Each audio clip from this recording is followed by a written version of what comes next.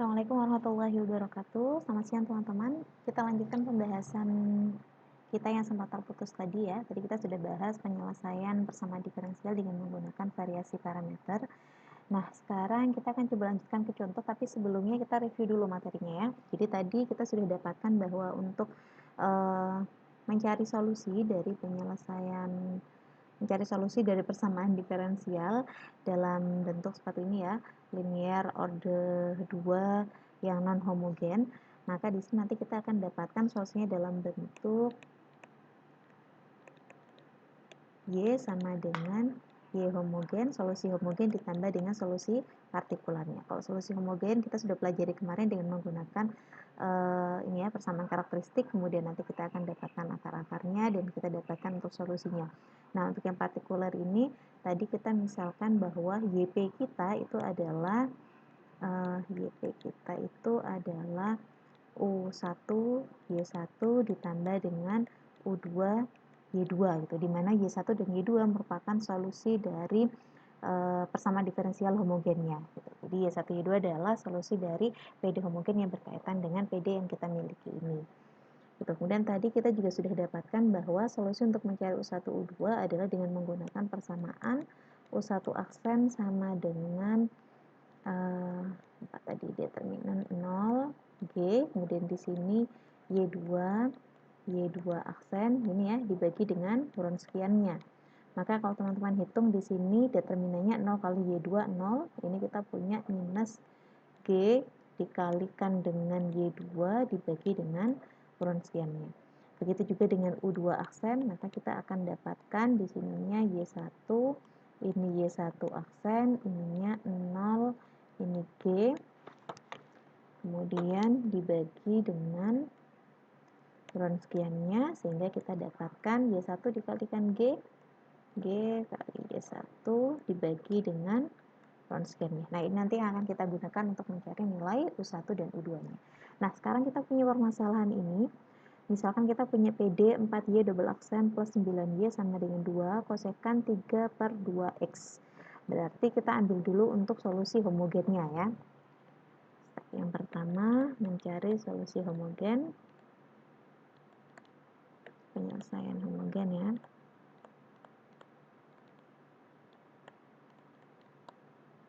PD homogen kita punya tadi persamaannya adalah 4Y double aksen plus 9Y. 4Y double aksen plus 9Y sama dengan 0. Gini berarti ya. Maka kita akan dapatkan persamaan karakteristiknya adalah 4Y double aksen berarti 4 kita pakai M misalkan 4M kuadrat ditambah koefisien dari Y aksennya tidak ada, berarti 4M kuadrat plus 9 gini ya, sama dengan 0. Nah, untuk persamaan karakteristiknya, maka dari bentuk ini kita dapatkan solusinya berupa fungsi imajiner ya. Jadi kita dapat M1,2 nya nanti adalah plus minus akar 9 per 4 ada minusnya, berarti I di sini. Sehingga solusinya adalah dalam bentuk sederhana kita dapatkan I akar, nggak ada akarnya ya, sudah. Ini bisa diakarkan, jadi 9 diakarkan 4 juga, maka hasilnya adalah 3 per 2 I. Ini ya. Oke, kita punya M1,2 nya adalah 3 per 2 I, berarti Y homogennya apa? Y homogennya berarti kan sama dengan C1 misalkan pangkatnya tidak ada, berarti pakai C1 sin gini ya, sin 3 per 2X ditambah C2 cos 3 per 2X. Nah, ini adalah solusi homogennya. Nah, dari sini teman-teman kita ambil Y1 Y2 itu dari solusi yang kita dapatkan ini, karena ini kan dua-duanya saling bebas linear gitu ya. Nah, ini kita dapatkan belum. Ini kita ambil sebagai Y1 nya, kemudian yang ini kita ambil sebagai Y2 misalkan. Maka kita dapatkan nilai Y1 dan Y2-nya sekarang. Nah, tugas kita adalah mencari nilai U-nya. Oke, kita punya Y1 sudah dapat, Y2 sudah dapat, G-nya juga sudah punya. G-nya adalah 2 kosekan 3/2X, tapi kita jadikan bentuk standar dulu. Sekarang kita masuk ke step selanjutnya. Saya kembalikan ke biru. Nah, ini kita cari penyelesaian partikular atau solusi partikular. Solusi partikular itu ya.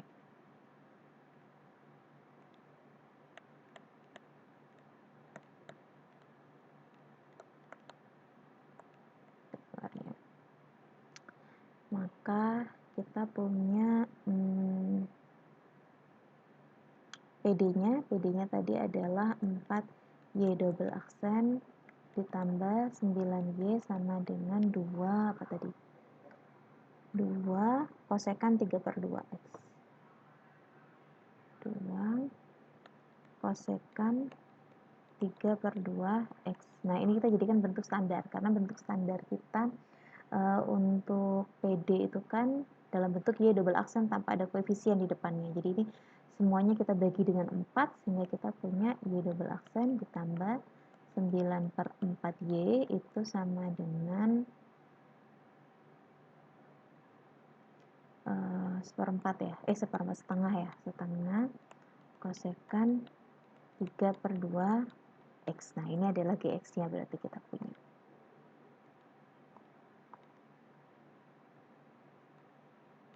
Ini adalah GX-nya. Oke. Nah, sekarang kita cari U-nya.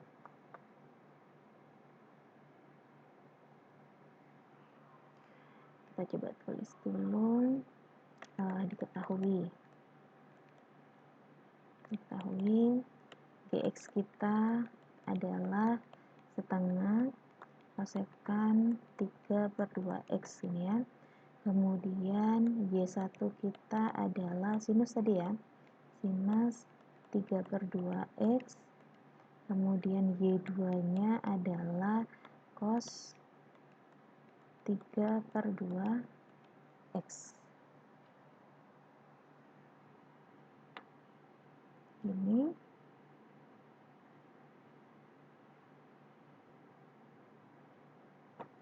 sehingga untuk U1 tadi kita masukkan U1 aksen itu sama dengan apa tadi?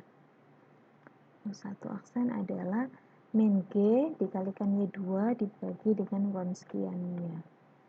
Oh, berarti kita hitung Wronskiannya dulu nih nanti ya. Apa kita tulis min G dikali Y2 dibagi Wronskian. Berarti di sini kita cari dulu Wronskiannya. W-nya adalah determinan dari Y1, Y2. Y1-nya adalah sin 3/2X. Ini. Kemudian Y2-nya adalah cos 3/2X. Kemudian turunannya sekarang. Y1 aksen berarti 3/2 cos 3/2X. Turunan cos adalah minus 3/2 sin 3/2X.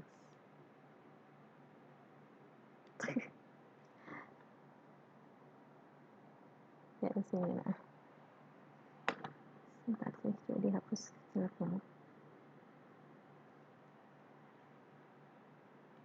Nah, gini ya. Sehingga Wronskiannya apa? Coba kita kalikan silang. Sin dikalikan sin berarti kita punya minus 3/2 sin kuadrat ya. Sin kuadrat 3/2X. Kemudian yang ini minus juga ya. Minus 3/2 cos kuadrat 3/2X. Berarti sama dengan minus 3/2 dalam kurung sin kuadrat 3/2X ditambah cos kuadrat 3/2X. Nah, ini kan sesuai dengan sifat trigonometri sama dengan berapa? Sama dengan 1 kan ya? Berarti kita punya di sini hasilnya adalah minus 3/2. Berarti Wronskiannya adalah minus 3/2.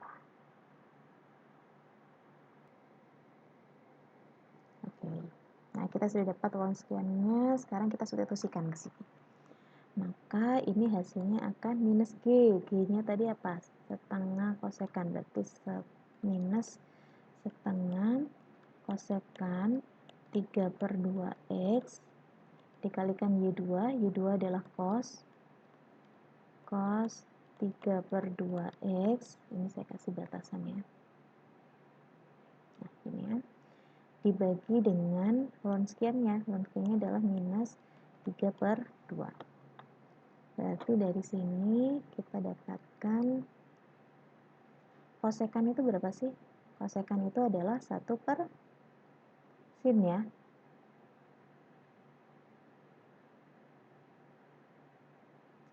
Berarti di sini minus setengah minus 3/2 jadi 1/3 ya. Sini kemudian di sini kita punya sepersin. Cos persin berarti apa? Cos persin adalah kotangan ya. Cos 3/2 X gitu. U1 aksen adalah sepertiga kotangan 3/2 X. Sekarang kita cari untuk yang U2 nya coba. Atau biar lebih jelas mungkin ini saya tambahi kali ya. Nah ini kosekan itu kan sama dengan 1 per sinus dari 3/2 X ini ya, sehingga kita punya sepersin dikalikan cos sama dengan cos persin adalah kotangan. Nah sekarang kita cari U2 nya. U2 aksen sama dengan masukkan tadi U2 aksen adalah G dikali Y1 dibagi W.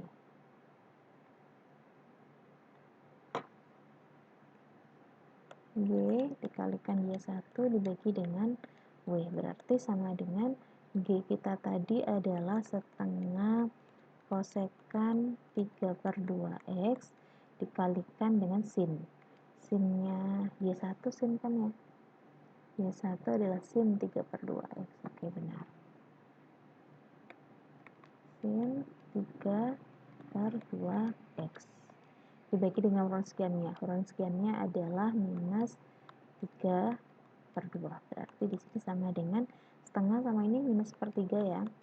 Minus 1/3 sepersin dikalikan sin berarti sama dengan 1. Oke. Jadi sama dengan minus 1/3. Oke. Nah, kita sudah punya U1 aksen dan U2 aksen. Berarti tinggal sekarang kita cari U1 dan U2-nya berapa. Oke, kita cari di sini mulai dari yang pertama. U1 aksen tadi sama dengan 1/3 kotangan 3/2X. Ini kan ya. Kalau mau mencari U1 berarti akan sama dengan integral dari 1/3 kotangan 3/2X dx. Nah, kot ini bisa kita nyatakan sebagai apa? Seperti yang saya keluarkan ya. Kot itu kan sama dengan cos persin ya. Berarti ini bisa saya tulis cos 3/2X dibagi dengan sin 3/2X dx. Nah, gimana cara menyelesaikan integralnya? Jadi masih ingat?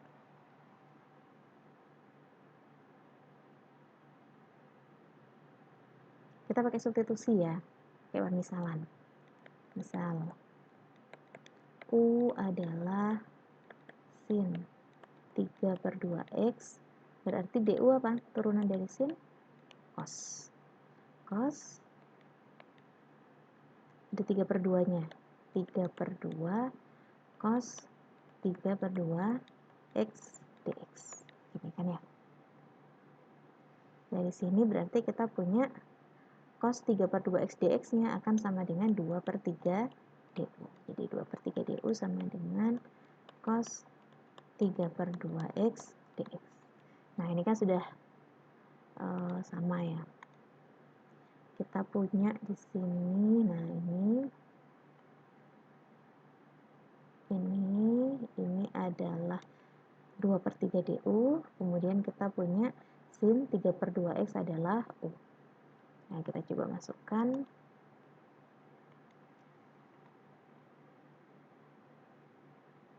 U1 sama dengan U1 berarti sama dengan 1/3 integral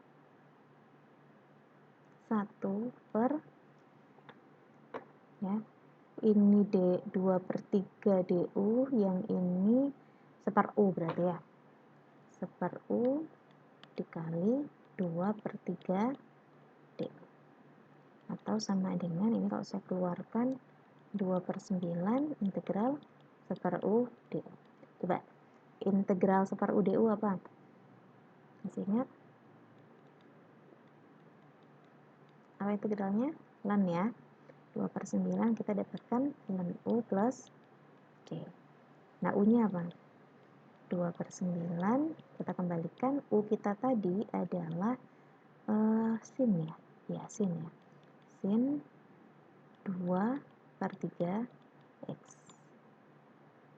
Gini ditambah dengan biar nggak rancu sama c yang depan, mungkin saya ambil a gitu kali ya. A misalkan, dimana a ini adalah konstanta integrasi. Nah, kita sudah dapatkan U1-nya nih bentuknya. Sekarang tinggal kita cari yang U2-nya.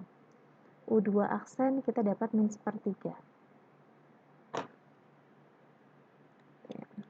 U2 aksen sama dengan minus 1/3. Berarti U2 adalah integral dari min 1/3 dx. Berarti sama dengan berapa? Gampang ya, kalau konstanta min 1/3 x plus konstanta integrasinya misalkan b. Nah, kita sudah dapat U1 U2-nya, maka ini ya, kita simpulkan dengan demikian didapat Y partikularnya, YP-nya tadi apa? U1 Y1. U1-nya adalah 2/9 ln sin 2/3 x. Kita ambil yang paling sederhana untuk A sama dengan 0. Ini U1 dikalikan dengan Y1. Y1 kita tadi apa ya? Cos kalau nggak salah ya. Oh, Y1-nya sin. Sin 3/2x.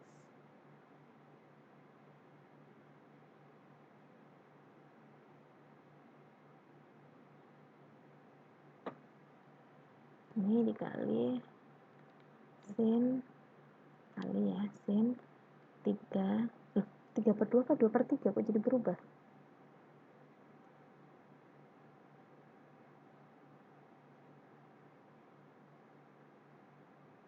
Oh, 3/2 ya memang ya, 3/2. Berarti ini yang salah yang di sini.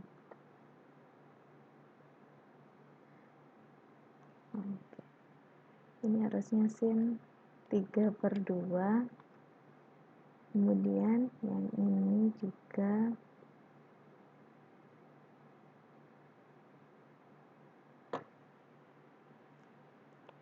3/2. Nah, ini juga 3/2. U1 Y1 ditambah U2 Y2. U2 kita tadi adalah minus 1/3. Oke, berarti ini langsung saja minus dikurang dengan 1/3x dikalikan dengan Y2. Y2 kita adalah cos 3/2x. Nah, ini adalah solusi partikular kita. Berarti kita dapatkan Y umumnya adalah Y homogen. Y homogen kita tadi adalah C1 sinus 3/2x ditambah C2 cos 3/2x. Nah, sekarang ditambahkan dengan Y partikularnya adalah 2/9 ln sin 3/2x dikalikan dengan sin 3/2x dikurang 1/3x cos 3/2x. Nah, ini adalah solusi dari persamaan diferensial dan homogen dengan menggunakan metode variasi parameter. Ini tadi. Oke, teman-teman silakan dipahami. Kalau ada yang kurang jelas bisa ditanyakan di grup WA. Kemudian nanti untuk catatan ini akan saya upload di aula, jadi teman-teman bisa cek di aula nanti kira-kira lebih jelasnya seperti apa gitu ya, nanti bisa dicek catatannya. Baik, itu untuk hari ini. Sekian teman-teman, nanti kita lanjutkan diskusinya di WA saja. Saya cukupkan. Assalamualaikum warahmatullahi wabarakatuh.